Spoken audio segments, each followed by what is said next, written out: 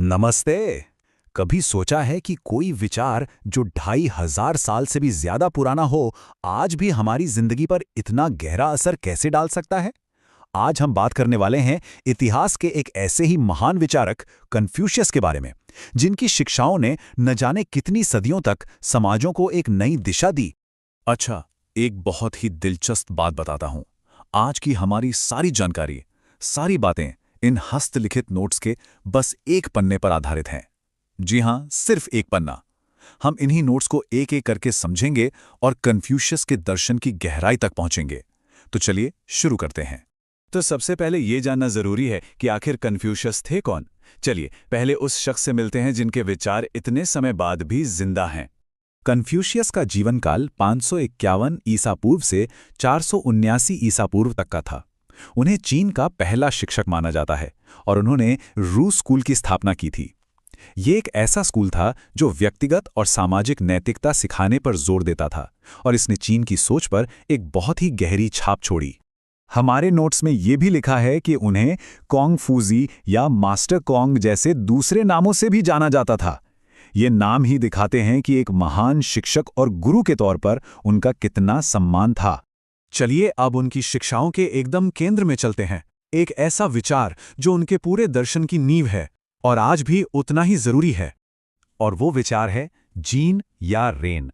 इसका सीधा सा मतलब है इंसान होने का एहसास, मतलब इंसानियत का असली सार, जिसमें दया, सहानुभूति और दूसरों के प्रति अच्छा व्यवहार ये सब कुछ शामिल है।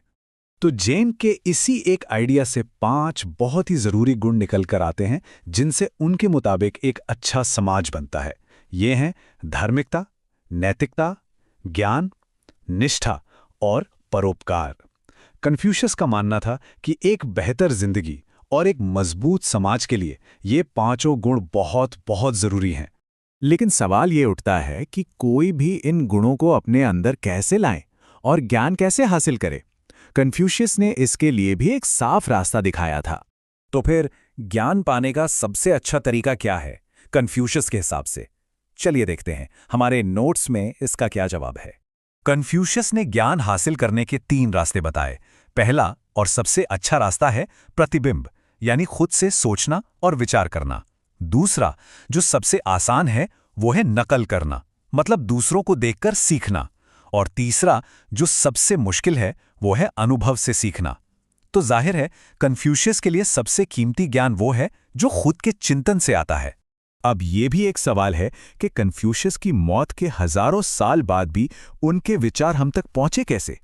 इसका जवाब उनकी अमर रचनाओं में है, जिन्हें उनके शिष्यों ने बहुत संभाल कर रखा। यहां एक बात जानना बहुत जरूरी है कि कन्फ्यूशियस ने खुद कोई किताब नहीं लिखी थी। जो भी रचनाएं आज हम जानते हैं वो असल में उनके शिष्यों ने तैयार की थी। उन्होंने कन्फ्यूशियस की बातों और शिक्षाओं को इकट्ठा किया ताकि आने वाली पीढ़ियां भी उन्हें जान सकें। इन नोट्स में 2 खास रचनाओं का जिक्र है, बुक ऑफ चेंज और बुक ऑफ सांग। ये किताबें उनके दर्शन और उनकी साहित्यिक विरासत का एक बहुत बड़ा हिस्सा है। और बस यहीं पर हम एक सवाल के साथ इस चर्चा को खत्म करते हैं। नैतिकता पर, शासन पर, ज्ञान पर कन्फ्यूशियस के जो विचार हैं वो करीब 2500 साल पुराने हैं, लेकिन फिर भी आज की दुनिया में उनकी अहमियत कम नहीं हुई है। ऐसा क्यों है? शायद इसलिए कि इंसान के कुछ बुनियादी सवाल कभी नहीं बदलते, जैसे कि एक अच्छा जीवन कैसे जिया जाए।